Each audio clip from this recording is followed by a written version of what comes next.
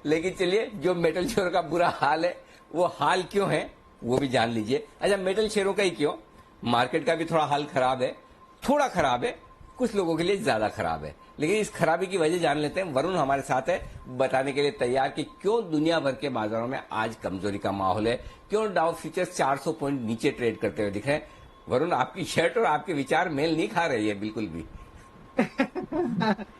Definitely Anil ji, सुबह कुछ और सोच के मैंने ग्रीन शर्ट पहनी थी, पता होता तो रेड शर्ट पहन के आता। लेकिन चलिए, मैं रीजन आपको बताता हूँ। तो देखिए, 4 बड़े रीजन है जिसकी वजह से आज मार्केट में गिरावट आई है। सबसे पहले तो अमेरिकन फ्यूचर, जैसे कि आपने कहा कि डाउ फ्यूचर में अच्छी खासी गिरावट आई है। आपने फेड के मिनट्स अगर सही से देखे होंगे तो उसमें इन्फ्लेशन को पूरी तरह से नजरअंदाज कर दिया गया है, और इसके वजह से आपने देखा कि बॉन्ड यील्ड्स में गिरावट देखने मिली है। इनफैक्ट मुझे याद है बॉन्ड यील्ड्स 1.6 के आसपास चली गई थी, और अब देखिए 10 साल की जो बॉन्ड यील्ड है 1.25% के आसपास आ चुकी है। 5 महीनों के ये निचले स्तर पे आ चुके हैं। ये एक सबसे बड़ी प्रॉब्लम है। और बॉन्ड यील्ड्स के गिरने के चलते जो इकोनॉमी से रिलेटेड स्टॉक जो है वहां पे गिरावट देखने मिल रही है। इसके लिए आप देख रहे हैं कि डाउ फ्यूचर्स में इस तरह की घबराहट देखी जा रही है। दूसरा, चीन और हांगकांग के बाजार में अगर आप देखेंगे तो वहां पे भी अच्छी गिरावट है। वहां हुआ क्या है, तो वहां पे जो टेक्नोलॉजी रिलेटेड स्टॉक्स है ना, उनमें भारी भरकम गिरावट आ रही है। क्योंकि इन स्टॉक्स खासकर अगर आप देखेंगे तो अलीबाबा, दीदी, ये तमाम वो स्टॉक्स हैं जिनमें आपको भरपूर गिरावट देखने मिलेगी। इनफैक्ट फेब से अब तक अगर आप देखेंगे तो 30% के आसपास की मार्केट वैल्यू जो है इनकी साफ हो चुकी है। दरअसल चीनी प्रशासन ने टेक्नोलॉजी शेयर जो है उन पे सख्ती लगाई है। यूएस में लिस्ट होने वाली जो कंपनीज है उन पे सख्ती लगाई गई है, और उन पे जो नियम है उनको कड़ा कर दिया गया है। और आपको याद होगा कि इसी साल दरअसल चाइना का 5th जो 5 ईयर प्लान है अगला, वो भी आने वाला है, और उसमें टेक्नोलॉजी पे कहीं ना कहीं फोकस किया जाने वाला है। और उसके पहले इस तरह का कदम उठाना, ये कहीं ना कहीं एक बहुत बड़ा इम्पैक्ट जो है सभी के सभी टेक्नोलॉजी स्टॉक्स पे भी डाल रहा है। और आपने देखा कि करीब इन कंपनीज के मार्केट कैप में करीब 2 लाख करोड़ के आसपास की गिरावट आई है। तो ये दूसरा रीजन है जिसकी वजह से आप देख रहे हैं कि एशिया कमजोर है। इसके अलावा कोरोना के जो मामले हैं कुछ जगहों पे लगातार बढ़ते जा रहे हैं। टोक्यो में इमरजेंसी की घोषणा की गई है।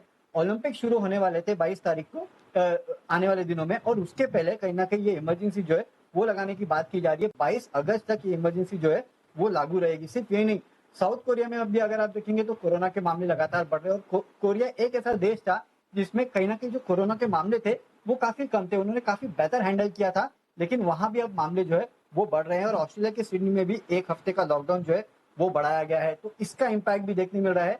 और कच्चा तेल, ये भी मूड बिगाड़ रहा है, क्योंकि ओपेक प्लस में कोई भी समझौता नहीं हो रहा है, कोई डिसीजन वहां पे नहीं हो रहा है। तो इसके चलते अगर आप देखेंगे तो कच्चा तेल जो है वो भी लगातार प्रेशर में है। और इकोनॉमिक्स जिस तरह से अब कहीं ना कहीं डर लग रहा है इकोनॉमिक्स को लेके, उसके चलते भी कच्चा तेल कहीं ना कहीं गिर रहा है। तो कमोडिटी साइकिल जो है उसको भी लोग मान रहे हैं कि शायद फिजल आउट हो सकता है, और इसके लिए भी आप देख रहे हैं गिरावट है।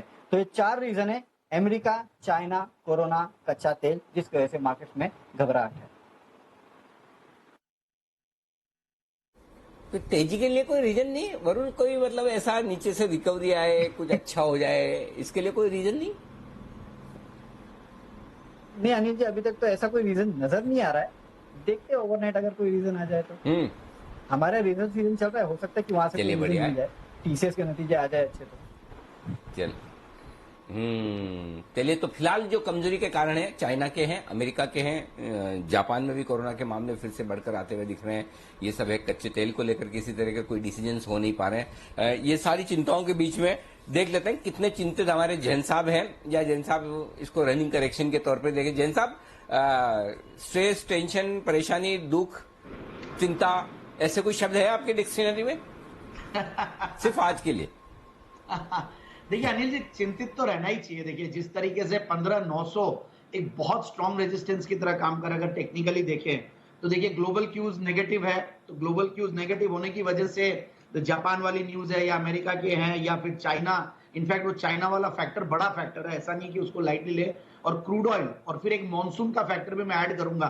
तो क्योंकि मैं कोई एक सर्वे ऐसी भर रहा था तो मुझे नेगेटिव के फैक्टर्स बहुत जल्दी जल्दी मिले, और पॉजिटिव्स में बस 2 ही चीज मिली है, वो सेंटिमेंट्स जो कि बहुत पॉजिटिव है, और लिक्विडिटी जो कि बाहर से भी आ रही है, और डोमेस्टिक लिक्विडिटी भी इस मार्केट की तरफ अट्रैक्टेड हो रही है। और कुछ इस बार क्या रिटेल वाला भी, जो क्रांति वर्ड शायद आपने आज यूज किया था, रिटेल की क्रांति है,